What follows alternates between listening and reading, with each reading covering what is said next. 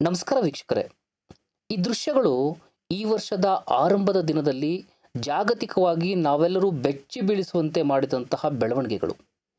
US ಸೈನ್ಯ ಇದ್ದಕ್ಕಿದ್ದಂತೆ ವೆನಿಜುವೆಲಾ ಅಧ್ಯಕ್ಷರ ಮನೆಯ ಮೇಲೆ ಬಾಂಬ್ ದಾಳಿಯನ್ನು ನಡೆಸಿತು. ವೆನಿಜುವೆಲಾದ ಅಧ್ಯಕ್ಷ ಮದುರೋ ಹಾಗೂ ಅವರ ಪತ್ನಿಯನ್ನ ಅಪಹರಣ ಮಾಡಿ ನ್ಯೂಯಾರ್ಕ್ನ ಜೈಲಲ್ಲಿ ಇಡುತ್ತೆ. ಇದಕ್ಕಿಂತ ಮೊದಲು 6 ತಿಂಗಳುಗಳ ಕಾಲ ವೆನಿಜುವೆಲಾದ ಹತ್ತಿರದ ಕೆರೆಬಿಯನ್ ಸಮುದ್ರದಲ್ಲಿ ಯುಎಸ್ ಅಗಾಧ ಪ್ರಮಾಣದ ನೌಕಾಪಡೆಯನ್ನು ಸಜ್ಜುಗೊಳಿಸುತ್ತೆ. ವೆನಿಜುವೆಲಾದ ಮೇಲೆ ನೌಕಾ ದಿಗ್ಬಂಧನವನ್ನು ಹಾಕುತ್ತೆ. ಈಗ ನಿಮಗಲ್ಲೊಂದು ದೃಶ್ಯ ಕಾಣ್ತಾ ಇದೆ. ಆ ದೃಶ್ಯ ಏನು ಅಂತ ಹೇಳಿದರೆ 70,000 ಜನರ ಮೇಲೆ ನಡೆದಂತಹ ಗಾಜಾ ನರಮೇಧ.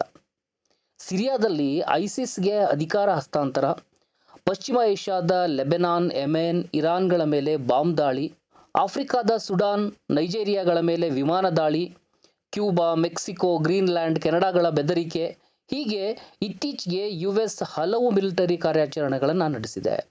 ಈ ಎಲ್ಲ ಸಂದರ್ಭದಲ್ಲೂ ಕೂಡ ಜಗತ್ತಿನಾದ್ಯಂತ ಭಾರೀ ಪ್ರತಿಭಟನೆಗಳು ನಡೆದಿದ್ದಾವೆ. ಆ ಸಂದರ್ಭದಲ್ಲಿ ಒಂದು ಘೋಷಣೆ ಕೇಳಿಬರುತ್ತೆ. ಆ ಘೋಷಣೆ ಏನು ಅಂತ ಹೇಳಿದರೆ, ಯುಎಸ್ ಸಾಮ್ರಾಜ್ಯಶಾಹಿಗೆ ಧಿಕ್ಕಾರ, ಯುಎಸ್ ಸಾಮ್ರಾಜ್ಯಶಾಹಿಗೆ ಧಿಕ್ಕಾರ. ಸಾಮ್ರಾಜ್ಯಶಾಹಿ ಅಮೆರಿಕಕ್ಕೆ ಹೇಳಿ ಧಿಕ್ಕಾರ. ವೆನಿಜುವೆಲಾ ಜನತೆಯೊಂದಿಗೆ ನಾವಿದ್ದೇವೆ.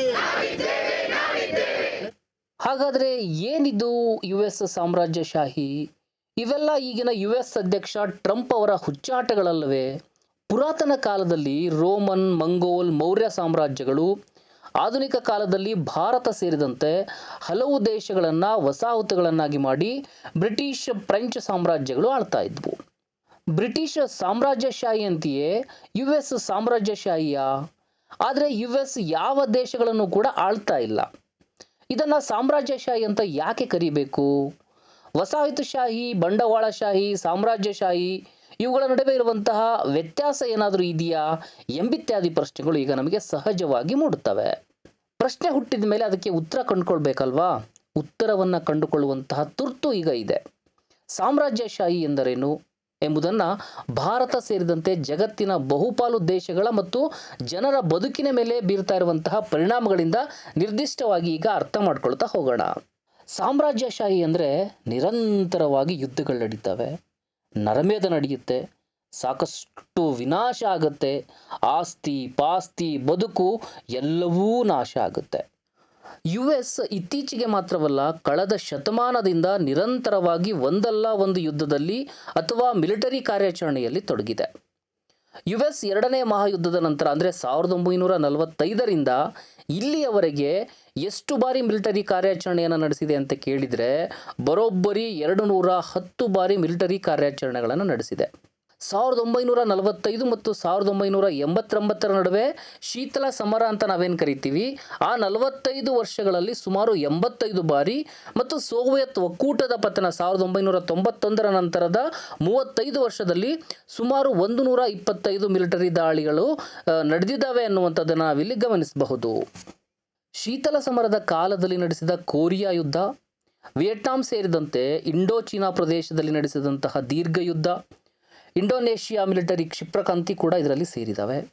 ಶೀತಲ ಸಮರದ ನಂತರ ಅವಧಿಯಲ್ಲಿ ಭಯೋತ್ಪಾದನೆಯ ವಿರುದ್ಧ ನಿರಂತರ ಯುದ್ಧದ ಹೆಸರಿನಲ್ಲಿ ನಡೆಸಿದ ಅಫ್ಘಾನಿಸ್ತಾನ್, ಇರಾಕ್, ಸೊಮಾಲಿಯಾ, ಲಿಬಿಯಾ, ಇತ್ತೀಚಿನ ಇರಾನ್ ಮೇಲೆ ಯುದ್ಧಗಳು ಕೂಡ ಪ್ರಮುಖ ಯುದ್ಧಗಳು ಅಥವಾ ಮಿಲಿಟರಿ ಕಾರ್ಯಾಚರಣೆಗಳು ಅಂತೇಳಿ ನಾವಿಲ್ಲಿ ಗಮನಿಸಬಹುದು.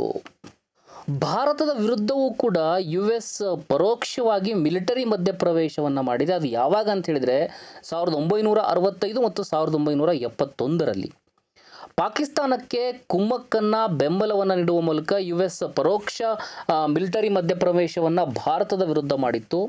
ಕಾಶ್ಮೀರದಲ್ಲಿ ಖಲಿಸ್ತಾನ್, ಗೋರ್ಖಾಲ್ಯಾಂಡ್ ಪ್ರತ್ಯೇಕ ಚಳುವಳಿಗಳಿಗೆ CIA ಮತ್ತು ICI ಜಂಟಿಯಾಗಿ ಬೆಂಬಲವನ್ನು ನೀಡಿದ್ವು. ಕ್ಯೂಬಾ, ರಷ್ಯಾ, ಚೀನಾ, ಉತ್ತರ ಕೊರಿಯಾ, ಇರಾಕ್, ಇರಾನ್, ವೆನಿಜುವೆಲಾ ಇತ್ಯಾದಿ ಸುಮಾರು 60 ದೇಶಗಳ ಮೇಲೆ ಯುಎಸ್ ಕಟುವಾಗಿರುವಂತಹ ಆರ್ಥಿಕ ದಿಗ್ಬಂಧನವನ್ನು ವಿಧಿಸಿದೆ. ಇದನ್ನು ಆರ್ಥಿಕ ಯುದ್ಧ ಅಂತೇಳಿ ವಿಶ್ಲೇಷಣೆಯನ್ನು ಮಾಡಲಾಗುತ್ತೆ. ಸಾಮ್ರಾಜ್ಯಶಾಹಿ ಅಂದರೆ ವಿನಾಶ, ಆಸ್ತಿ ಪಾಸ್ತಿ ಬದುಕು ನಾಶ. 1945 ನಂತರ ಯುಎಸ್ ಮಿಲಿಟರಿ ಕಾರ್ಯಾಚರಣೆಗಳಲ್ಲೇ ಸುಮಾರು 3 ಕೋಟಿ ಜನ ಸತ್ತಿದ್ದಾರೆಂದು ಅಂದಾಜು ಮಾಡಲಾಗಿದೆ. ಸತ್ತವರಲ್ಲಿ ನಾಗರಿಕರ ಸಂಖ್ಯೆ ಸುಮಾರು 2 ಕೋಟಿ ಮತ್ತು ಸೈನಿಕರ ಸಂಖ್ಯೆ ಸುಮಾರು 1 ಕೋಟಿ. ಎರಡನೇ ಮಹಾಯುದ್ಧದ ನಂತರ ತಾನು ಏಕಚಕ್ರಾಧಿಪತ್ಯ ಸ್ಥಾಪಿಸಬೇಕೆಂದು ಬಯಸಿದ್ದ ಯುಎಸ್ಗೆ ಸವಾಲಾಗಿದ್ದು ಫ್ಯಾಸಿಸಮ್ ಅನ್ನು ಸೋಲಿಸುವಲ್ಲಿ ಪ್ರಧಾನ ಪಾತ್ರ ವಹಿಸಿದ್ದ ಸಮಾಜವಾದಿ ಸೋವಿಯತ್ ಒಕ್ಕೂಟ. ಹಾಗಾಗಿ ಹಿಂದಿನ ಯುರೋಪ್ನ ಸಾಮ್ರಾಜ್ಯಶಾಹಿ ಶಕ್ತಿಗಳ ಜೊತೆ ಸೇರಿ ನಾಟೋ, ಸಿಟೋ, ಸೆಂಟೋ ಮಿಲಿಟರಿ ಕೂಟಗಳನ್ನು ರಚನೆ ಮಾಡುತ್ತೆ. ಇದಕ್ಕೆ ಪ್ರತಿಕ್ರಿಯೆಯಾಗಿ ಸೋವಿಯತ್ ಒಕ್ಕೂಟ ವಾರ್ಸಾ ಒಪ್ಪಂದದ ಸಮಾಜವಾದಿ ಜಗತ್ತಿನ ಮಿಲಿಟರಿ ಕೂಟವನ್ನು ರಚಿಸುತ್ತೆ. ಯುಎಸ್ ನಾಯಕತ್ವದ ಕೂಟಗಳ ಜೊತೆ ಶಸ್ತ್ರಾಸ್ತ್ರ ಪೈಪೋಟಿ ನಡೆಸಬೇಕಾಗುತ್ತೆ. 1989ರಲ್ಲಿ ಶಾಂತಿ ಅಭಿಯಾನದ ಭಾಗವಾಗಿ ಸೋವಿಯತ್ ನಾಯಕ ಗೋರ್ಬಚೋವ್ ತನ್ನ ಮಿಲಿಟರಿ ಕೂಟ ವಿಸರ್ಜಿಸಿದರೂ ಮತ್ತು ಸಮಾಜವಾದಿ ದೇಶಗಳ ವಿಘಟನೆಯಾದರೂ ನಾಟೋ ಕೂಟವನ್ನು ಇಡೀ ಯುರೋಪಿಗೆ ವಿಸ್ತರಿಸಿ ಶಸ್ತ್ರಾಸ್ತ್ರಗಳ ಮೇಲೆ ಭಾರೀ ಖರ್ಚನ್ನು ಮುಂದುವರಿಸಲಾಗುತ್ತೆ.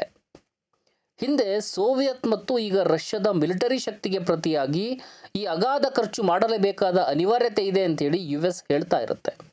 ಆದರೆ ವಾಸ್ತವ ತಿರುವುಮುರುವಾಗಿದೆ. 2022ರಲ್ಲಿ ಯುಎಸ್ ಒಂದೇ ಜಗತ್ತಿನ ಒಟ್ಟು ಮಿಲಿಟರಿ ವೆಚ್ಚದ 53.6% ವೆಚ್ಚವನ್ನು ಮಾಡಿದೆ. ಇತರ ನ್ಯಾಟೋ ದೇಶಗಳು 12.6% ಖರ್ಚು ಮಾಡಿದರೆ ನ್ಯಾಟೋನಲ್ಲಿ ಇಲ್ಲದ ಯುಎಸ್ ನಿಕಟ ಸಹಚರ ದೇಶಗಳಾಗಿರ್ತಕ್ಕಂತಹ ಜಪಾನ್, ಇಸ್ರಾಲ್, ದಕ್ಷಿಣ ಕೊರಿಯಾ, ಆಸ್ಟ್ರೇಲಿಯಾ ಇತ್ಯಾದಿಗಳು 8.2% ವೆಚ್ಚವನ್ನು ಮಾಡಿದ್ದಾವೆ. ಯುಎಸ್, ನಾಟೋ ಮತ್ತು ಇತರ ಸಹಚರ ದೇಶಗಳು ಒಟ್ಟಾಗಿ ಜಗತ್ತಿನ 74.3% ಅಂದರೆ ಮುಕ್ಕಾಲು ಭಾಗ ಮಿಲಿಟರಿ ವೆಚ್ಚವನ್ನು ಮಾಡಿದ್ದಾವೆ. ಎರಡನೇ ದೊಡ್ಡ ಮಿಲಿಟರಿ ವೆಚ್ಚ ಚೀನಾದ್ದು, ಬಹಳ ದೂರದಲ್ಲಿದೆ, ಅಂದರೆ -10.2% ಇದೆ. ಮೂರನೇ ಸ್ಥಾನದಲ್ಲಿ ರಷ್ಯಾ ಇದೆ. ಅದರ ಒಟ್ಟು ಖರ್ಚು ಎಷ್ಟು ಅಂತ ಹೇಳಿದರೆ -3%, ಭಾರತದ್ದು -2.8%. ಇತರ ಎಲ್ಲ ದೇಶಗಳದ್ದು 9.2% ಇದೆ. ರಷ್ಯಾದ ಮಿಲಿಟರಿ ವೆಚ್ಚ ಯುಎಸ್ನ ಮಿಲಿಟರಿ ಬಜೆಟ್ ಈಗ ಸುಮಾರು $1 ಟ್ರಿಲಿಯನ್ ಅಂದರೆ ಲಕ್ಷ ಕೋಟಿ, $1 ಟ್ರಿಲಿಯನ್ ಇದೆ. ಇದು ಭಾರತದ 2025-26ರ ಒಟ್ಟು ಬಜೆಟ್ ಮೌಲ್ಯದ 2 ಪಟ್ಟು. ಯುಎಸ್ ಮತ್ತು ನಾಟೋದ ಯುದ್ಧ ಯಂತ್ರದ ಜಗತ್ತಿನ 2 ಭಾಗದಷ್ಟು ಮಿಲಿಟರಿ ಶಕ್ತಿಯನ್ನು ಹೊಂದಿದೆ. ಯುಎಸ್ ಇಡೀ ಜಗತ್ತಿನಲ್ಲಿ 902 ಮತ್ತು ಯುಕೆ 145 ಶಾಶ್ವತ ಮಿಲಿಟರಿ ನೆಲೆಗಳನ್ನು ಹೊಂದಿವೆ. ಈ ಅಗಾಧ ಜಾಗತಿಕ ಸಂಪನ್ಮೂಲಗಳ ಪೋಲು ಮತ್ತು ವಿನಾಶಕಾರಿ ಮಿಲಿಟರಿ ಶಕ್ತಿ ಯಾತಕ್ಕಾಗಿ? ಸಾಮ್ರಾಜ್ಯಶಾಹಿ ಅಂದರೆ ಆರ್ಥಿಕ ಸಾಮ್ರಾಜ್ಯದ ಏಕಸ್ವಾಮ್ಯ, ಶೋಷಣೆ, ಲೂಟಿ. ಯುಎಸ್ನಲ್ಲಿ ನೆಲೆ ಹೊಂದಿರುವ ಕೆಲವೇ ದೈತ್ಯ ಬಹುರಾಷ್ಟ್ರೀಯ ಕಂಪನಿಗಳು ಜಾಗತಿಕ ಸರಕು ಸೇವೆಗಳ ಉತ್ಪಾದನೆ, ಸಾಗಾಣಿಕೆ, ರಫ್ತು, ಆಮದು, ವ್ಯಾಪಾರ ಇವೆಲ್ಲದರ ಮೇಲೆ ಎರಡನೇ ಮಹಾಯುದ್ಧದ ನಂತರ ಯಜಮಾನಿಕೆ ಸ್ಥಾಪನೆ ಮಾಡಿದವು. ಇವು ಒಂದು ಆರ್ಥಿಕ ಸಾಮ್ರಾಜ್ಯವನ್ನೇ ಮಾಡಿದಾವೆ ಅಂತ ಹೇಳ್ಬೋದು. ಆರ್ಥಿಕ ಪ್ರಮುಖದ ನಿರ್ಣಾಯಕ ಕ್ಷೇತ್ರದಲ್ಲಿ ಬೆರಳೆಣಿಕೆಯ ಈ ಕೆಲವೇ ದೈತ್ಯ ಕಂಪನಿಗಳು ಏಕಸ್ವಾಮ್ಯವನ್ನು ಸಾಧಿಸಿ ಗರಿಷ್ಠ ಸೂಪರ್ ಲಾಭವನ್ನು ಮಾಡಿಕೊಳ್ತಾ ಇದ್ದಾವೆ. ಜಾಗತಿಕ ಆಹಾರ ಧಾನ್ಯ, ಸೋಯಾ, ಜೋಳ, ಅಡಿಗೆ ಎಣ್ಣೆ ವ್ಯಾಪಾರದಲ್ಲಿ ಕುಖ್ಯಾತ ಕಾರ್ಗಿಲ್ ಸೇರಿದಂತೆ ಕೇವಲ 4 ಕಂಪನಿಗಳು -80% ಮಾರುಕಟ್ಟೆ ಪಾಲನ್ನು ಹೊಡೆದುಕೊಳ್ಳುತ್ತಿವೆ. ಇವು ಆಹಾರ ಧಾನ್ಯಗಳ ಬೆಲೆ ಹೆಚ್ಚು ಮಾಡುವ ಮೂಲಕ ಜಾಗತಿಕ ಹಸಿವನ್ನು ಹೆಚ್ಚಿಸುತ್ತಿವೆ. ಬೀಜದ ಪೇಟೆಂಟ್ಗಳನ್ನು -65%, ಕೃಷಿ ರಾಸಾಯನಿಕಗಳ -70%, ಕೆಲವೇ ದೈತ್ಯ ಕಂಪನಿಗಳು ನಿಯಂತ್ರಣ ಮಾಡುತ್ತಿವೆ. ತೈಲ ಕ್ಷೇತ್ರದ -70%, ಪ್ರಾಕೃತಿಕ ಗ್ಯಾಸ್ನ -65%, ಎಲ್ಲ ಹಡಗು ಸಾಗಾಣಿಕೆಯ -65%, ಎಲ್ಲ ಜಾಗತಿಕ ವ್ಯಾಪಾರದ ಬ್ಯಾಂಕಿಂಗ್ ಮತ್ತು ವಿಮೆಯ -85%, ಕೆಲವೇ ಕಂಪನಿಗಳು ನಿಯಂತ್ರಣವನ್ನು ಮಾಡುತ್ತಿವೆ. ಕೇವಲ 10 ದೈತ್ಯ ಔಷಧಿ ಕಂಪನಿಗಳು ಜಾಗತಿಕ ಔಷಧಿ ಮಾರಾಟದ ಅರ್ಧದಷ್ಟನ್ನು ಬಾಚಿಕೊಳ್ಳುತ್ತಿವೆ. 3 ಕಂಪನಿಗಳು ವ್ಯಾಕ್ಸಿನ್ ಮಾರುಕಟ್ಟೆಯ ಬಹುಪಾಲನ್ನು ಕಬಳಿಸಿವೆ. ಈ ಆರ್ಥಿಕ ಸಾಮ್ರಾಜ್ಯ ತನ್ನಷ್ಟಕ್ಕೆ ತಾನೇ ಜಾರಿಗೆ ಬಂದಿಲ್ಲ. ಅಂತಾರಾಷ್ಟ್ರೀಯ ವ್ಯಾಪಾರ, ಹೂಡಿಕೆ, ಹಣಕಾಸು ವ್ಯವಹಾರಗಳನ್ನು ನಿರ್ವಹಿಸಲು ಸ್ಥಾಪಿಸಲಾದ IMF, ವಿಶ್ವ bank, bank of international settlement ಅಂದರೆ BIS, ಸ್ವಿಫ್ಟ್ ಎಲ್ಲದರಲ್ಲೂ ಕೂಡ ಯುಎಸ್ ಮತ್ತು ಅದರ ಬಹುರಾಷ್ಟ್ರೀಯ ಕಂಪನಿಗಳ ಯಜಮಾನಿಕೆಯೇ ನಡೆಯುತ್ತಿತ್ತು. 1990ರ ಹೊತ್ತಿಗೆ ಸೋವಿಯತ್ ಒಕ್ಕೂಟದ ಪತನದ ನಂತರ ಯುಎಸ್ ಆಧಿಪತ್ಯ ಇನ್ನಷ್ಟು ಹೆಚ್ಚಾಯಿತು. ಅಂತಾರಾಷ್ಟ್ರೀಯ ವ್ಯಾಪಾರವನ್ನು ನಿಯಂತ್ರಿಸುವ WTOವನ್ನು ಸ್ಥಾಪನೆಯನ್ನು ಮಾಡಲಾಯಿತು. ಇದರಿಂದಾಗಿ ಉತ್ಪಾದನೆ, ಹೂಡಿಕೆ, ವ್ಯಾಪಾರ, ಹಣಕಾಸು ನಿರ್ವಹಣೆಯನ್ನು ಜಾಗತಿಕವಾಗಿ ನಿರ್ವಹಿಸುವ ಸಾಮ್ರಾಜ್ಯಶಾಹಿ ಜಾಗತೀಕರಣ ಎಂದು ಕರೆಯಲಾಗುವ ವ್ಯವಸ್ಥೆ ಜಾರಿಗೆ ಬಂತು. ಯುಎಸ್ ಏಕಮಾತ್ರ ಸೂಪರ್ ಪವರ್ ರಾಷ್ಟ್ರವಾಗಿ ಏಕಧ್ರುವೀಯ ಜಗತ್ತು ನಿರ್ಮಾಣವಾಯಿತು. ಇದು ಯುಎಸ್ನ ಜಾಗತಿಕ ಆರ್ಥಿಕ ಸಾಮ್ರಾಜ್ಯಕ್ಕೆ ಎಡೆಮಾಡಿಕೊಟ್ಟಿತು. ಸಾಮ್ರಾಜ್ಯಶಾಹಿ ಎಂದರೆ ಹಸಿವು, ಬಡತನ, ಅಸಮಾನತೆ, ಅನಭಿವೃದ್ಧಿ. ಸಾಮ್ರಾಜ್ಯಶಾಹಿ ಜಾಗತೀಕರಣ ಎಂದು ಕರೆಯಲಾಗುವ ವ್ಯವಸ್ಥೆಯ ಭಾಗವಾಗಿ 1990ರ ದಶಕದಲ್ಲಿ ನವ ಉದಾರವಾದಿ ಆರ್ಥಿಕ ನೀತಿಗಳು ವ್ಯಾಪಕವಾಗಿ ಎಲ್ಲ ದೇಶಗಳ ಮೇಲೆ ಹೇರಲ್ಪಟ್ಟವು. IMF ಮತ್ತು ವಿಶ್ವ ಬ್ಯಾಂಕ್ಗಳ ಷರತ್ತುಬದ್ಧ ಸಾಲ ನೆರವುಗಳು ಅಭಿವೃದ್ಧಿ ಸಾಧಿಸುವ ಬದಲಿಗೆ 52 ದೇಶಗಳು ಸಾಲದ ಭಾರದಿಂದ ನರಳುತ್ತಿವೆ. ವರ್ಷಕ್ಕೆ $700 ಶತಕೋಟಿ ಬಡ ದೇಶಗಳ ಸಂಪನ್ಮೂಲಗಳನ್ನು ಶ್ರೀಮಂತ ದೇಶಗಳಿಗೆ ವರ್ಗಾಯಿಸಲಾಗುತ್ತಿದೆ. ಕಳೆದ 3 ವರ್ಷಗಳಲ್ಲಿ 18 ಬಡ ದೇಶಗಳು ಸಾಲ ಮರುಪಾವತಿ ಮಾಡಲಾಗದೆ ಪಾಪರಾಗಿವೆ. 2022ರ ಒಂದೇ ವರ್ಷದಲ್ಲಿ ಬಡ ದೇಶಗಳು ಪಡೆದಂತಹ ಸಾಲಕ್ಕಿಂತ $90 ಶತಕೋಟಿ ಹೆಚ್ಚು ಮರುಪಾವತಿ ಮಾಡಿದವು. ಅಂದರೆ ಅಷ್ಟು ಸಂಪತ್ತಿನ ಲೂಟಿ ಮಾಡಲಾಯಿತು. ಅಷ್ಟರ ಮಟ್ಟಿಗೆ ಈ ದೇಶಗಳ ಅಭಿವೃದ್ಧಿ ಕುಂಠಿತವಾಯಿತು. ಶ್ರೀಮಂತ ರಾಷ್ಟ್ರಗಳ ಬಳಿ ಎಲ್ಲ ಜಾಗತಿಕ ಸಂಪತ್ತಿನ 69% ಮತ್ತು ಎಲ್ಲ ಶತಕೋಟ್ಯಾಧಿಪತಿಗಳ ಸಂಪತ್ತಿನ 74%. ಜಗತ್ತಿನ ಕೇವಲ 1% ಅತಿ ಶ್ರೀಮಂತರು 95% ಜನರಿಗಿಂತ ಹೆಚ್ಚು ಆಸ್ತಿ ಹೊಂದಿರುವ ಕಳೆದ 5 ವರ್ಷಗಳಲ್ಲಿ ಸೃಷ್ಟಿಯಾದ ಹೊಸ ಆಸ್ತಿಯ 2/3 ಭಾಗವನ್ನು 1% ಅತಿ ಶ್ರೀಮಂತರು ಬಾಚಿಕೊಳ್ಳುವ ಅಗಾಧ ಅಸಮಾನತೆ ಉಂಟಾಗಿದೆ. ಜಗತ್ತಿನ 46% ಅಂದರೆ 3 ಕೋಟಿಗೂ ಹೆಚ್ಚು ಜನ ಬಡತನದಲ್ಲೂ ಈಗಲೂ ಕೂಡ ನರಳುತ್ತಾ ಇದ್ದಾರೆ. 70 ಕೋಟಿ ಜನ ಕಡು ಬಡತನದಲ್ಲಿ ಜೀವನವನ್ನು ನಡೆಸ್ತಾ ಇದ್ದಾರೆ. 60% ಜನ ಹಸಿವಿನಿಂದ ನರಳುತ್ತಿದ್ದಾರೆ. ಜಾಗತಿಕ ಬಡತನ ನಿರ್ಮೂಲನೆಗೊಳ್ಳಲು 229 ವರ್ಷಗಳು ತೆಗೆದುಕೊಳ್ಳುತ್ತಿದೆ. ಭಾರತದ ಕೃಷಿ ಕ್ಷೇತ್ರದ ಮೇಲೆ ಯಾವ ರೀತಿ ಪರಿಣಾಮವನ್ನು ಬೀರಿತು ಅನ್ನೋದನ್ನು ನಾವೀಗ ನೋಡ್ತಾ ಹೋಗೋಣ. ಕೃಷಿ ಮತ್ತು ಗ್ರಾಮೀಣ ಪ್ರದೇಶದಲ್ಲಿ ನವ ಉದಾರವಾದಿ ನೀತಿಗಳ ಭಾಗವಾಗಿ ನೀರು, ವಿದ್ಯುತ್, ಡೀಸೆಲ್, ಬೀಜ, ರಸಗೊಬ್ಬರ ಮುಂತಾದ ಲಾಗುವಾಡುಗಳ ಸಬ್ಸಿಡಿಯನ್ನು ಕ್ರಮೇಣ ವಾಪಸ್ ತೆಗೆದುಕೊಳ್ಳಲಾಯಿತು. ಕೃಷಿಯಲ್ಲಿ ಸಾರ್ವಜನಿಕ ಹೂಡಿಕೆ, ನೀರಾವರಿ, ಹೊಸ ತಳಿ ಬೆಳವಣಿಗೆ, ಕೃಷಿ ವಿಸ್ತೀರ್ಣ ಸೇವೆಗಳು, ಗೋದಾಮುಗಳು, ತಾಂತ್ರಿಕ ಸಹಾಯ ಇತ್ಯಾದಿ 1940ರ ದಶಕದಲ್ಲಿಯೇ GDPಯ 16ರಿಂದ 2000ರ ದಶಕದಲ್ಲಿ 6ಕ್ಕೆ ಕಡಿತ ಮಾಡಲಾಯಿತು. ಮಧ್ಯವರ್ತಿಗಳ ಶೋಷಣೆ ಮತ್ತು ಮಾರುಕಟ್ಟೆ ಬೆಲೆಗಳ ಏರುಪೇರಿನಿಂದ ರಕ್ಷಿಸಲು ಬೆಳೆಗಳ ಖರೀದಿಗೆ ಇದ್ದಂತಹ ಕನಿಷ್ಠ ಬೆಂಬಲ ಬೆಲೆಯನ್ನು ಹಿಂತೆಗೆದುಕೊಳ್ಳಲಾಯಿತು. ಕೃಷಿ ಉತ್ಪನ್ನಗಳ ಆಮದಿನ ಮೇಲೆ ಇದ್ದಂತಹ ನಿರ್ಬಂಧನೆಗಳನ್ನು WTO ಒಪ್ಪಂದದ ಜಾರಿಯ ಫಲವಾಗಿ ತೆಗೆದುಹಾಕಬೇಕಾಯಿತು. ಅಭಿವೃದ್ಧಿ ದೇಶಗಳ ಭಾರೀ ಸಬ್ಸಿಡಿ ಪಡೆಯುವ ಕಾರ್ಪೊರೇಟ್ ಕೃಷಿಯ ಉತ್ಪನ್ನಗಳೊಂದಿಗೆ ರೈತ ಪೈಪೋಟಿ ಮಾಡಬೇಕಿತ್ತು. ಅಲ್ಲದೆ ಕಾಫಿ, ರಬ್ಬರ್, ಅಡಿಕೆ ಮುಂತಾದ ವಾಣಿಜ್ಯ ಬೆಳೆಗಳಲ್ಲಿ ಜಾಗತಿಕ ಮಾರುಕಟ್ಟೆಯ ಏರುಪೇರುಗಳನ್ನು ಸಹಿಸಿಕೊಳ್ಳಬೇಕಾಯಿತು.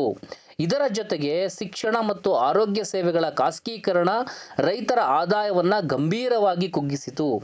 ರೈತರ ಸರಾಸರಿ ಆದಾಯ 2023ರ ಹೊತ್ತಿಗೆ ತಿಂಗಳಿಗೆ 10,000ದಷ್ಟಾಯಿತು. ರೈತ ಕೃಷಿ ಕಷ್ಟ ಸಾಧ್ಯ ಅಥವಾ ಅಸಾಧ್ಯವೆಂಬ ಪರಿಸ್ಥಿತಿ ನಿರ್ಮಾಣವಾಯಿತು. ರೈತರ ಆತ್ಮಹತ್ಯೆಗಳು ದೊಡ್ಡ ಪ್ರಮಾಣದಲ್ಲಿ ಆದವು. 1995ರಿಂದ ಈಚೆಗೆ 3.5 ಲಕ್ಷಕ್ಕೂ ಹೆಚ್ಚು ರೈತರ ಆತ್ಮಹತ್ಯೆಗಳು ಆಗಿವೆ. ಅರ್ಧದಷ್ಟು ರೈತರು ತೀರಿಸಲಾಗದ ಸಾಲದಲ್ಲಿ ಮುಳುಗಿದ್ದಾರೆ. 1991 ಮತ್ತು 2011ರ ಜನಗಣತಿಯ ಪ್ರಕಾರ 1.5 ಕೋಟಿ ರೈತರು ಕೃಷಿಯಿಂದ ಹೊರಬಂದಿದ್ದಾರೆ. ಇವರು ಗ್ರಾಮೀಣ ಪ್ರದೇಶದಲ್ಲಿ ಕೃಷಿ ಕೂಲಿಕಾರರಾಗಿದ್ದಾರೆ ಅಥವಾ ನಗರಗಳಿಗೆ ಕೂಲಿ ಅರಸಿ ಗುಳೆ ಹೊರಟಿದ್ದಾರೆ. ರೈತ ಕೃಷಿಯನ್ನು ನಾಶ ಮಾಡಿ ಕಾರ್ಪೊರೇಟ್ ಕಂಪನಿಗಳಿಂದ ಕಾಂಟ್ರಾಕ್ಟರ್ ಕೃಷಿ ಜಾರಿಗೆ ತರುವುದು, ಆಹಾರ ಬೆಳೆಗಳಿಂದ ವಾಣಿಜ್ಯ ಬೆಳೆಗಳಿಗೆ ಬದಲಾಯಿಸುವುದು ಮತ್ತು ಬಹುರಾಷ್ಟ್ರೀಯ ಕೃಷಿ ಕಾರ್ಪೊರೇಟ್ಗಳಿಗೆ ಉತ್ತೇಜನ ನೀಡುವುದು ಈ ನೀತಿಗಳ ಉದ್ದೇಶವಾಗಿತ್ತು. ಕಾರ್ಮಿಕ ವರ್ಗದ ಮೇಲೆ ಯಾವ ರೀತಿ ಪರಿಣಾಮವನ್ನು ಬೀರ್ತು ಅನ್ನೋದನ್ನು ನೋಡೋದಾದರೆ 2004 ಮತ್ತು 2012ರ ಅವಧಿಯಲ್ಲಿ GDP ಗಮನಾರ್ಹವಾಗಿ ಏರಿದ್ದರೂ ಉದ್ಯೋಗದ ಹೆಚ್ಚಳದ ದರ ಬರಿಯ 4%ರಷ್ಟೇ ಇತ್ತು. ಅಂದರೆ ಇದು ಉದ್ಯೋಗರಹಿತ ಬೆಳವಣಿಗೆಯಾಗಿತ್ತು.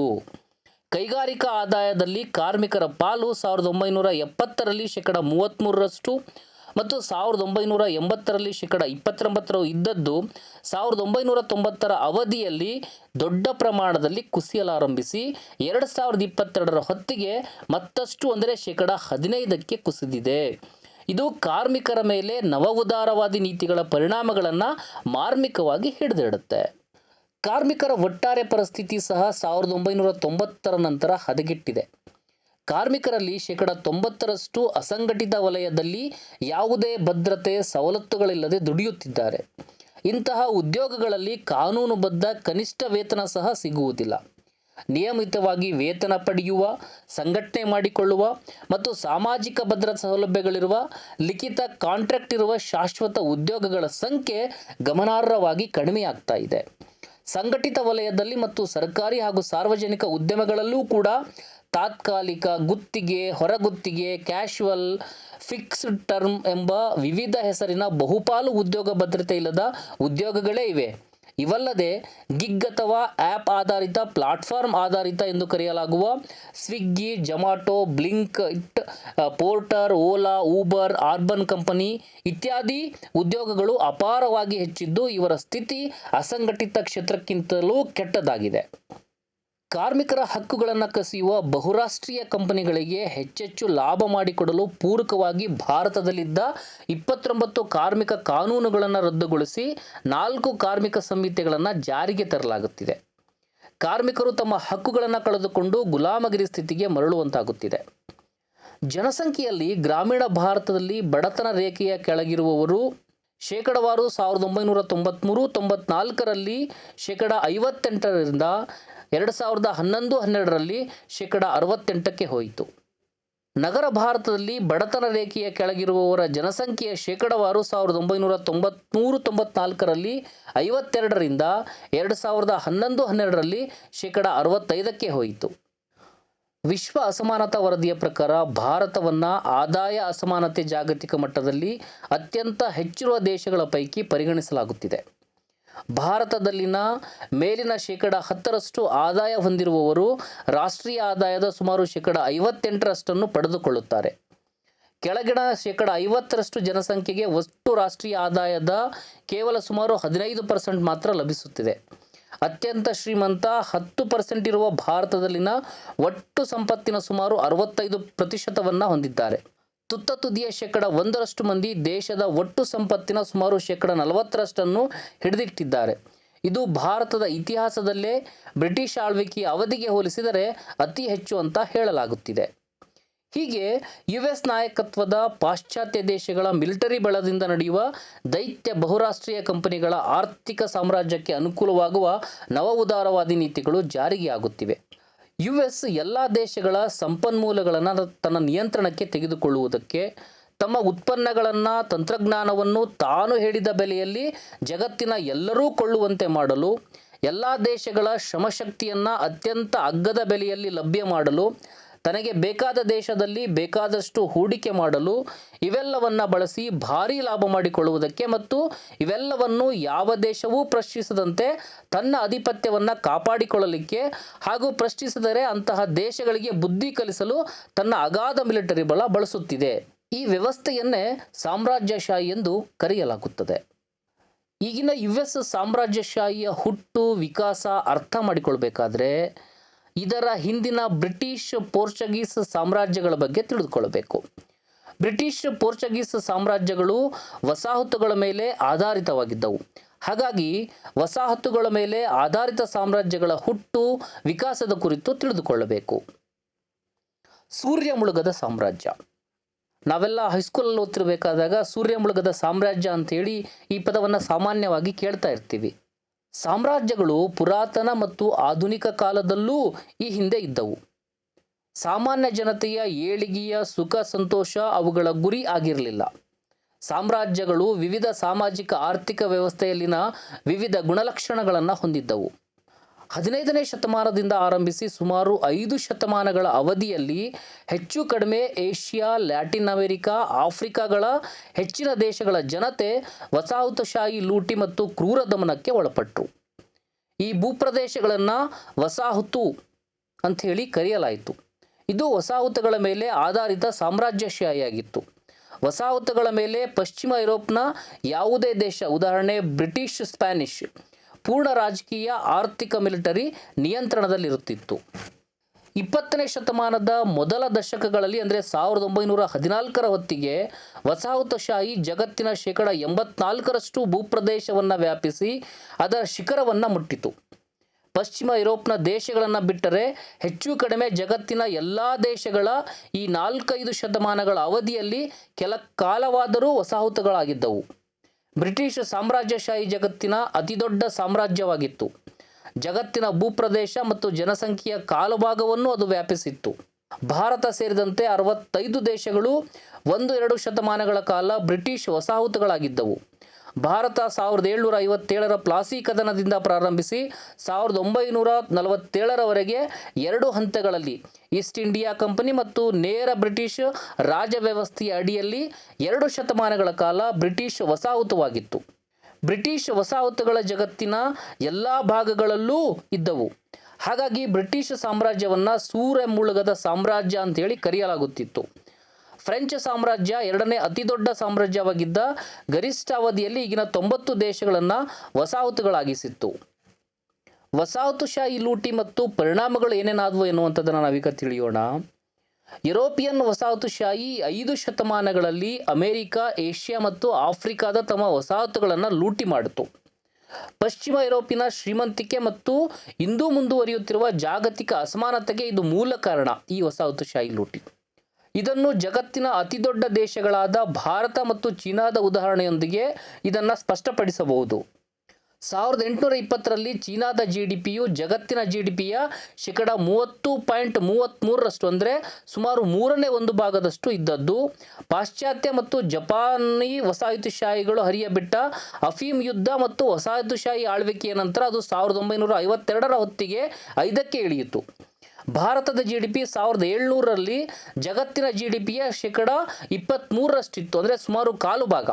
ಅದು ಕ್ರೂರ ಬ್ರಿಟಿಷ್ ಸಾಮ್ರಾಜ್ಯಶಾಹಿ ಆಡಳಿತದ ಲೂಟಿಯ ನಂತರ 1947ರ ಹೊತ್ತಿಗೆ 4%ಕ್ಕೆ ಇಳಿದಿತ್ತು. ಭಾರತದಿಂದ ಬ್ರಿಟಿಷ್ ವಸಾಹತುಶಾಹಿ $45 ಟ್ರಿಲಿಯನ್ ಲೂಟಿಯನ್ನು ಮಾಡಿತ್ತು.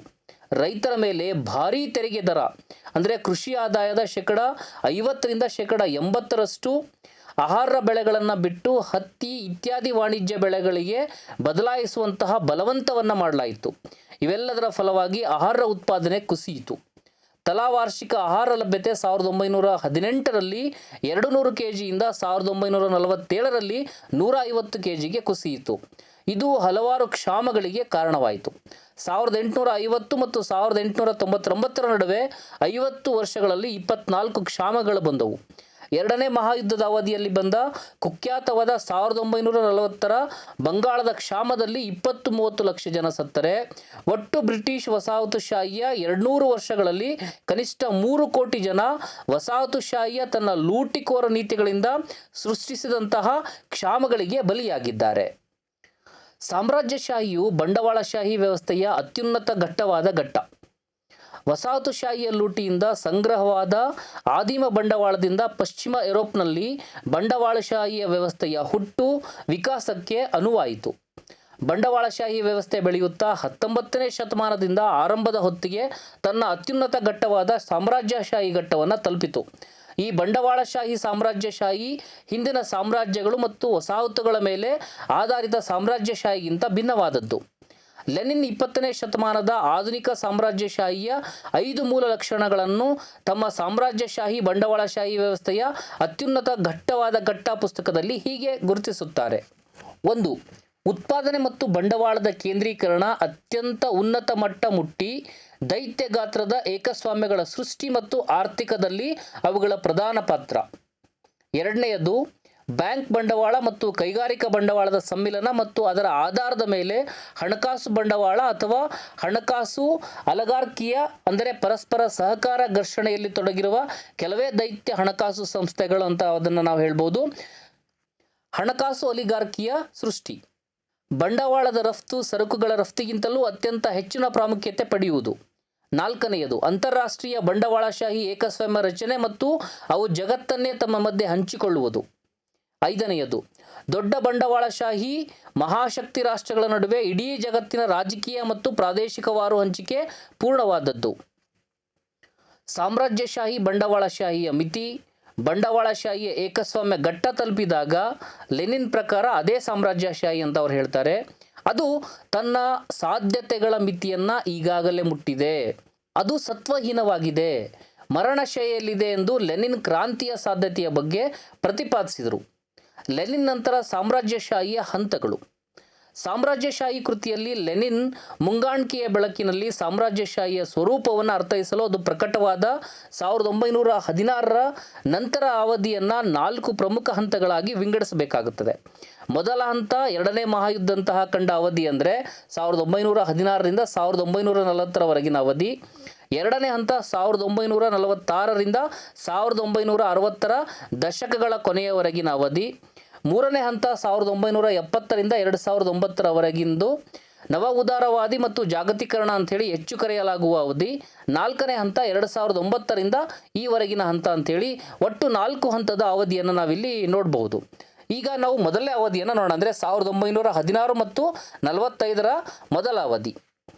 ಮೊದಲ ಅವಧಿಯಲ್ಲಂತೂ ಲೆನಿನ್ನರ ಮುಂಗಾಣಿಕೆ ಅಕ್ಷರಶಃ ನಿಜವಾಯಿತು ಅಂತ ಹೇಳ್ಬೋದು. ರಷ್ಯಾದಲ್ಲಿ ಸಮಾಜವಾದಿ ಕ್ರಾಂತಿಯಾಯಿತು. ಜರ್ಮನ್, ಇಟಲಿಗಳು ಕ್ರಾಂತಿಯ ಹೊಸ್ತಿಲಲ್ಲಿದ್ದವು. ಆ ಘಟ್ಟದಲ್ಲಿ ಭಾರತ ಸೇರಿದಂತೆ ವಸಾಹತುಗಳಲ್ಲಿ ವಸಾಹತುಶಾಹಿಯ ವಿರುದ್ಧ ತೀವ್ರ ಚಳುವಳಿಗಳು ಹುಟ್ಟಿ ಬೆಳೆದವು.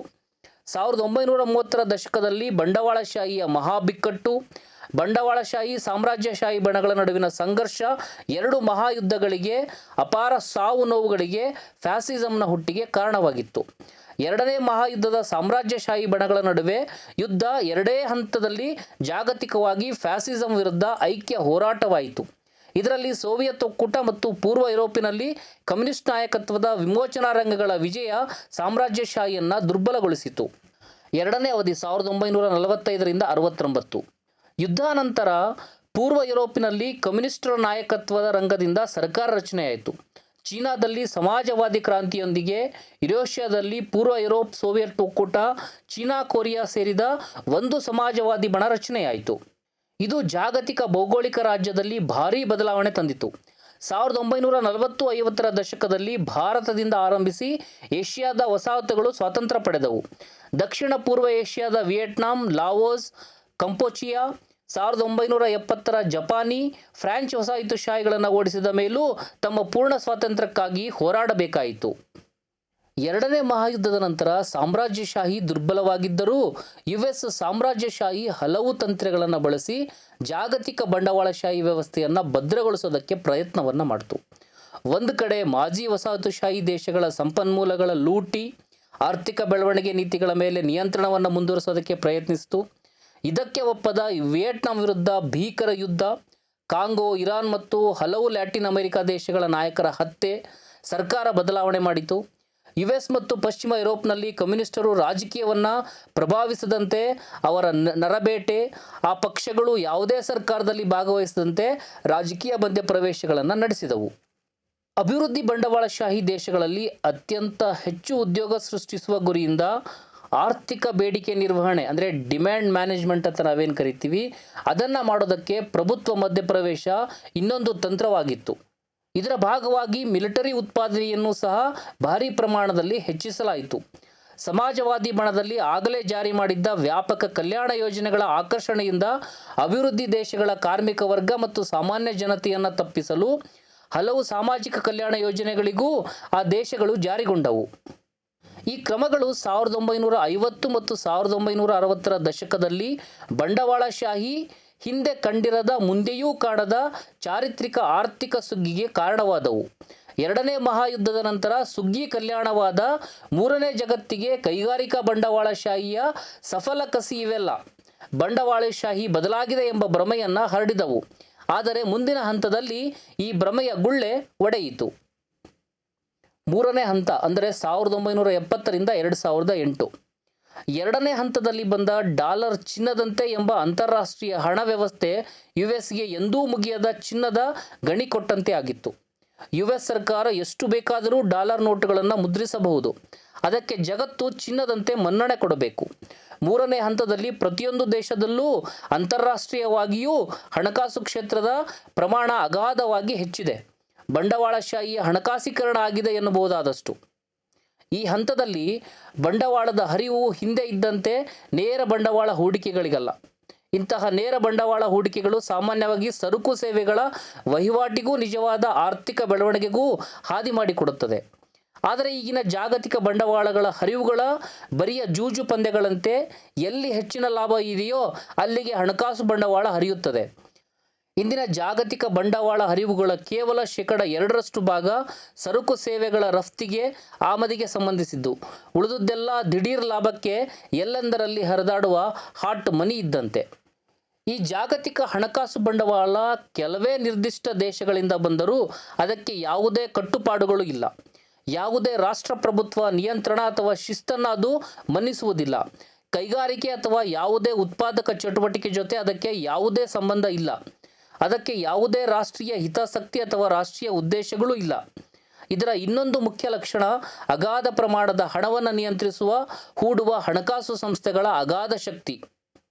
ಉತ್ಪಾದನೆಯ ಜಾಗತೀಕರಣವೂ ಅಗಾಧ ಪ್ರಮಾಣ ಮುಟ್ಟಿದೆ. ಆದರೆ ಹಣಕಾಸು ಬಂಡವಾಳದ ಸ್ವಭಾವದಲ್ಲಿ ಆದಷ್ಟು ಮತ್ತು ಮೂಲಭೂತ ಬದಲಾವಣೆಗಳು ಆಗಿಲ್ಲ. ಸಾಮ್ರಾಜ್ಯಶಾಹಿ ಕೈಗಾರಿಕಾ ಬಂಡವಾಳ ಮೂರನೇ ಜಗತ್ತಿಗೆ ಉತ್ಪಾದಕರನ್ನು ದಿವಾಳಿಯಾಗಿಸುತ್ತದೆ. ಸಾಮ್ರಾಜ್ಯಶಾಹಿ ಹಣಕಾಸು ಬಂಡವಾಳ ಮೂರನೇ ಜಗತ್ತಿನ ಉತ್ಪಾದಕ ಸಾಧನ ಮತ್ತು ಆಕರಗಳನ್ನು ಮೂರನೇ ಕಾಸಿಗೆ ಕಬಳಿಸುತ್ತಿದೆ.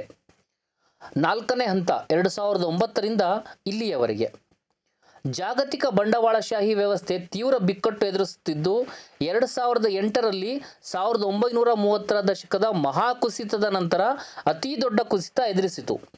ಈ ತೀವ್ರ ಬಿಕ್ಕಟ್ಟಿನ ಒಂದು ಆಯಾಮ ಎಂದರೆ ಜಗತ್ತಿನಲ್ಲಿ ಎಲ್ಲ ಪ್ರಬಲ ಆರ್ಥಿಕತೆ ಇರುವ US ಎದುರಿಸುತ್ತಿರುವ ಮತ್ತು ವರ್ಷದಿಂದ ವರ್ಷಕ್ಕೆ ಹೆಚ್ಚುತ್ತಿರುವ ಅಗಾಧ ಸಾಲ. US ಸಾಲ 37 ಲಕ್ಷ ಕೋಟಿ ಡಾಲರ್ನಷ್ಟು. ಅದರ 2024ರ ಬಜೆಟ್ನ ಕೊರತೆ 1.8 ಲಕ್ಷ ಕೋಟಿ ಡಾಲರ್. ಒಂದು ದೇಶದ ಸಾಲ GDPಯ 60%ಕ್ಕಿಂತ ಹೆಚ್ಚಿದೆ ಮತ್ತು ಆದಾಯದಲ್ಲಿ ವಾರ್ಷಿಕ ಬಡ್ಡಿ ಪಾವತಿಯ ಪಾಲು 15ರಿಂದ 20% ಎಂದಾದರೆ ಅದು ಸಾಲದ ಸುಳಿಯಲ್ಲಿದೆ ಎಂದು ಪರಿಗಣಿಸಲಾಗುತ್ತಿದೆ. US ಸಾಲ GDPಯ ಸುಮಾರು 125% ಮತ್ತು ಬಡ್ಡಿ ಪಾವತಿ ದರ 2024ರಲ್ಲಿ 18%.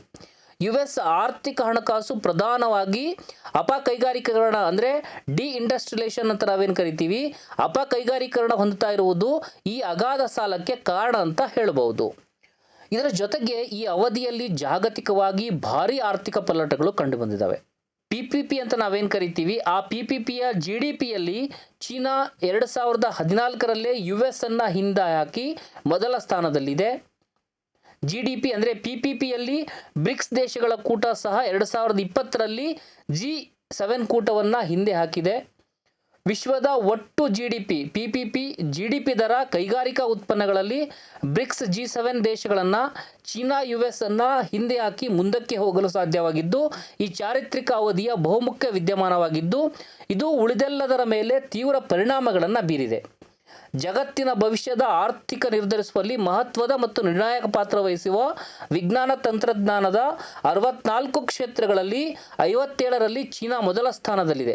US ಉಳಿದ 7 ಕ್ಷೇತ್ರಗಳಲ್ಲಿ ಮೊದಲ ಸ್ಥಾನದಲ್ಲಿದ್ದು ಮತ್ತು ಹೆಚ್ಚಿನ ಇತರ ಕ್ಷೇತ್ರಗಳಲ್ಲಿ ಅದು 2ನೆಯ ಸ್ಥಾನದಲ್ಲಿದೆ. ಇವಲ್ಲದೆ ಈ ಬೆಳವಣಿಗೆಗಳ ಪರಿಣಾಮವಾಗಿ ಜಾಗತಿಕ ಭೌಗೋಳಿಕ ರಾಜಕೀಯದಲ್ಲಿನ ಮಹತ್ವದ ಬದಲಾವಣೆಗಳಾಗಿವೆ. ಆರ್ಥಿಕ ಮಿಲಿಟರಿ ಕ್ಷೇತ್ರಗಳಲ್ಲಿ ಚೀನಾ ರಷ್ಯಾಗಳ ವ್ಯೂಹಾತ್ಮಕ ಪಾಲುದಾರಿಕೆ, ನಾಟೋ ಪೂರ್ವದತ್ತ ರಷ್ಯಾ ಗಡಿಯವರೆಗೆ ವಿಸ್ತರಿಸಿ ಪ್ರಚೋದಿಸಲಾದ ಉಕ್ರೇನ್ ಯುದ್ಧ ಮತ್ತು ಆ ಯುದ್ಧದಲ್ಲಿ ನಾಟೋ ಉಕ್ರೇನ್ನ ಸೋಲು, ಆರ್ಥಿಕ ದಿಗ್ಬಂಧನವನ್ನು ಬೇಕಾಬಿಟ್ಟಿಯಾಗಿ ಬಳಸಿ ಎಲ್ಲ ದೇಶಗಳು ಡಾಲರ್ ಕರೆನ್ಸಿಗೆ ಬದಲು ಹುಡುಕಲಾರಂಭಿಸಿರುವಂಥದ್ದು, ಬ್ರಿಕ್ಸ್, ಶಾಂಘೈ ಸಹಕಾರ ಸಂಘಟನೆ ಮುಂತಾದ ಅಭಿವೃದ್ಧಿ ಹೊಂದುತ್ತಿರುವ ದೇಶಗಳ ಸಂಘಟನೆಗಳ ಶಕ್ತಿ ಮತ್ತು ಪ್ರಭಾವ ವಿಸ್ತಾರವಾಗಿದ್ದು, ಬೆಲ್ಟ್ ಆ್ಯಂಡ್ ರೋಡ್ ಇನಿಷಿಯೇಟ್ ಮೂಲಕ ಲ್ಯಾಟಿನ್ ಅಮೆರಿಕಾ, ಆಫ್ರಿಕಾದ ದೇಶಗಳ ಅಭಿವೃದ್ಧಿಗೆ ಚೀನಾದ ನೆರವು, ಈ ಬೆಳವಣಿಗೆಗಳು US ಸಾಮ್ರಾಜ್ಯಶಾಹಿ ಯಜಮಾನಿಕೆಗೆ ತೀವ್ರ ಸವಾಲನ್ನು ಹಾಕಿವೆ. ಈ ವಿಡಿಯೋದ ಮೊದಲಿಗೆ ತೋರಿಸಲಾಗಿರುವಂತಹ ಆಘಾತಕಾರಿ ಬೆಳವಣಿಗೆಗಳು ಅದು ಎದುರಿಸ್ತಾ ಇರುವಂತಹ ಈ ಗಂಭೀರ ಸನ್ನಿವೇಶಕ್ಕೆ US ಸಾಮ್ರಾಜ್ಯಶಾಹಿಯ ಪ್ರತಿಕ್ರಿಯೆ, ಆರ್ಥಿಕ ಬಲ ಕುಂದಿರುವ ಮತ್ತು ತೀವ್ರ ಬಿಕ್ಕಟ್ಟಿನಲ್ಲಿರುವ ಅದಕ್ಕೆ ತನ್ನ ಅಗಾಧ ಮಿಲಿಟರಿ ಶಕ್ತಿಯನ್ನು ಬಳಸಿ ಆರ್ಥಿಕ ಯಜಮಾನಿಕೆಯನ್ನು ಮುಂದುವರಿಸುವುದು ಉಳಿದಿರುವಂತಹ ಒಂದು ದಾರಿ. ಮಿಲಿಟರಿ ಮತ್ತು ಸುಂಕಾಸ್ತ್ರದ ಬೆದರಿಕೆಗಳು ಅದರ ಈಗಿನ ತಂತ್ರ. ಗ್ರೀನ್ಲ್ಯಾಂಡ್, ಕೆನಡಾಗಳನ್ನು ವಶಪಡಿಸಿಕೊಳ್ಳುವ ಬೆದರಿಕೆ ವಸಾಹತುಶಾಹಿ ವ್ಯವಸ್ಥೆಗೆ ಮರಳುವ ಗಂಭೀರ ಪ್ರಯತ್ನದ ಸೂಚಕವಾಗಿ ಕಾಣುತ್ತಿದೆ. ಸಾಮ್ರಾಜ್ಯಶಾಹಿಗೆ ದೀರ್ಘ ಪ್ರತಿರೋಧದ ಪರಂಪರೆ. ಈ ಮೇಲಿನ ಸಾಮ್ರಾಜ್ಯಶಾಹಿಯ ನಿರೂಪಣೆ ಅದರ ದೈತ್ಯ ಶಕ್ತಿ ಮತ್ತು ಕ್ರೂರ ಮುಖದ ಪರಿಚಯ ಮಾಡಿಸಿ ಅದನ್ನು ಸೋಲಿಸಲು ಸಾಧ್ಯವೇ ಇಲ್ಲವೇನೋ ಎಂಬ ಭಾವನೆ ಮೂಡಿಸಬಹುದು. ಆದರೆ ಸಾಮ್ರಾಜ್ಯಶಾಹಿಗೆ ತೀವ್ರ ಪ್ರತಿರೋಧದ ಒಂದು ದೀರ್ಘ ಪರಂಪರೆ ಸಹ ಇದೆ. ಭಾರತ ಸೇರಿದಂತೆ ವಸಾಹತುಗಳಲ್ಲಿ ಸಾಮ್ರಾಜ್ಯಶಾಹಿಯ ವಿರುದ್ಧದ ದೀರ್ಘ ಸಫಲ ಹೋರಾಟ, ಫ್ಯಾಸಿಸ್ಟ್ ವಿರೋಧಿ ದೀರ್ಘ ಹೋರಾಟ, ದಕ್ಷಿಣ ಆಫ್ರಿಕಾದ ವರ್ಣಭೇದ ಆಡಳಿತದ ವಿರುದ್ಧ ದೀರ್ಘ ಹೋರಾಟ, ಜಿಯೋನಿಸ್ಟ್ ಇಸ್ರೇಲ್ನ ವಿರುದ್ಧ ಪ್ಯಾಲೆಸ್ಟೈನ್ನ ತಾಯ್ನಾಡಿಗಾಗಿ ನಡೆದಂತಹ ಹೋರಾಟ, ರಷ್ಯಾ, ಚೀನಾ, ಪೂರ್ವ ಯುರೋಪ್, ಕೊರಿಯಾ, ವಿಯೆಟ್ನಾಂ, ಕ್ಯೂಬಾಗಳಲ್ಲಿ ಸಾಮ್ರಾಜ್ಯಶಾಹಿಯ ಮೂಗಿನಡಿಯಲ್ಲಿ ಸಮಾಜವಾದಿ ಕ್ರಾಂತಿಯ ಮತ್ತು ಅದರ ರಕ್ಷಣೆಗಾಗಿ ನಡೆದ ಹೋರಾಟ, ಇತ್ತೀಚೆಗೆ ವೆನೆಜುವೆಲಾ ಸೇರಿದಂತೆ ಲ್ಯಾಟಿನ್ ಅಮೆರಿಕದ ದೇಶಗಳಿಂದ US ಯಜಮಾನಿಕೆಗೆ ತೀವ್ರ ಪ್ರತಿರೋಧ, ಇವು ಈ ದೀರ್ಘ ಪರಂಪರೆಯ ಉಜ್ವಲ ಉದಾಹರಣೆಗಳು ಅಂತ ಹೇಳ್ಬೋದು. ಅಂದರೆ ಈ ಸಾಮ್ರಾಜ್ಯಶಾಹಿಗೆ ದೀರ್ಘವಾಗಿರ್ತಕ್ಕಂತಹ ಪರಂಪರೆ ಆಗೇನಿತ್ತು, ಈಗಲೂ ಕೂಡ ಸಾಮ್ರಾಜ್ಯಶಾಹಿಗೆ ದೊಡ್ಡ ಪ್ರಮಾಣದಲ್ಲಿ ಪ್ರತಿರೋಧವನ್ನು ವಿರೋಧಿಸುವಂತಹ ಪರಂಪರೆ ಮುಂದುವರೆದಿದೆ ಎನ್ನುವಂತಹ ಉದಾಹರಣೆಗಳನ್ನು ಇವು ತೋರಿಸ್ತವೆ. ಇಂತಹ ಪರಂಪರೆಯ ಭಾಗವಾಗಿದ್ದ ಅಲಿಪ್ತ ದೇಶಗಳ ಕೂಟ ಕಟ್ಟಿದ್ದ ಭಾರತ ಕಳೆದ ಕೆಲವು ದಶಕಗಳಿಂದ US ಸಾಮ್ರಾಜ್ಯಶಾಹಿಯ ಜೂನಿಯರ್ ಸಹಾಯಕನಾಗಿರುವುದು ಆತಂಕಕಾರಿ. ಭಾರತದ ಮತ್ತು ಎಲ್ಲ ದೇಶಗಳ ದುಡಿಯುವ ಜನತೆಯ ಹಿತಾಸಕ್ತಿಗಳಿಗೂ ಮತ್ತು ಭಾರತದ ಜಾಗತಿಕ ದಕ್ಷಿಣದ ನಾಯಕ ಮತ್ತು ನಿಜವಾಗಿಯೂ ವಿಶ್ವಗುರು ಆಗುವ ಸಾಧ್ಯತೆಗೆ ಧಕ್ಕೆ ತರುವಂಥದ್ದು. US ಸಾಮ್ರಾಜ್ಯಶಾಹಿ ನಮ್ಮ ಅಂದರೆ ಭಾರತದ ಜನತೆಯ ದೊಡ್ಡ ಶತ್ರು. ಅದು ಇರುವವರೆಗೂ ಭಾರತ ಸೇರಿದಂತೆ ಯಾವುದೇ ದೇಶ ಪ್ರದೇಶಗಳಲ್ಲಿ ನಿಜವಾದ ಶಾಂತಿ, ಪ್ರಜಾಪ್ರಭುತ್ವ, ಸಾರ್ವಭೌಮತೆ, ಸ್ವಾಯತ್ತತೆ, ಮೂಲಭೂತ ಸಾಮಾಜಿಕ ಬದಲಾವಣೆ, ಕ್ರಾಂತಿ ಸಾಧ್ಯವಿಲ್ಲ. ಹಾಗಾಗಿ ಎಲ್ಲ ಪ್ರಗತಿಪರ ಕ್ರಾಂತಿಕಾರಿ ಚಳುವಳಿಗಳು ಸಾಮ್ರಾಜ್ಯಶಾಹಿಯ ಅರ್ಥೈಸುವಿಕೆ ಮತ್ತು ಅದರ ವಿರುದ್ಧ ರಾಜಿರಹಿತ ಪ್ರತಿರೋಧದ ಹೋರಾಟವನ್ನು ತಮ್ಮ ಕಾರ್ಯಸೂಚಿಯಾಗಿ ಭಾಗವಾಗಿಸಬೇಕು. US ಸಾಮ್ರಾಜ್ಯಶಾಹಿ ಭಾರತದ ಜನತೆಯ ಶತ್ರು ಯಾಕೆ, ಹೇಗೆ ಎನ್ನುವಂಥದ್ದನ್ನು ಇನ್ನಷ್ಟು ವಿಚಾರವನ್ನು ನೀವು ತಿಳಿಯಬೇಕಾದರೆ NK ವಸಂತರಾಜ್ ಅವರು ಬರೆದಿರುವ ಕ್ರಿಯಾ ಮಾಧ್ಯಮ ಪ್ರಕಟಿಸಿರುವಂತಹ US ಸಾಮ್ರಾಜ್ಯಶಾಹಿ ಭಾರತ ಜನತೆಯ ಶತ್ರು ಈ ಪುಸ್ತಕವನ್ನು ಕೊಳ್ಳಿ. ಪುಸ್ತಕದ ಬೆಲೆ ಕೇವಲ ₹30. ಹೆಚ್ಚಿನ ವಿವರಗಳಿಗೆ ನೀವು ಈ ಪುಸ್ತಕವನ್ನು ಓದಿ ವಿಚಾರಗಳನ್ನು ತಿಳಿಯಬಹುದು. ನಮಸ್ಕಾರ.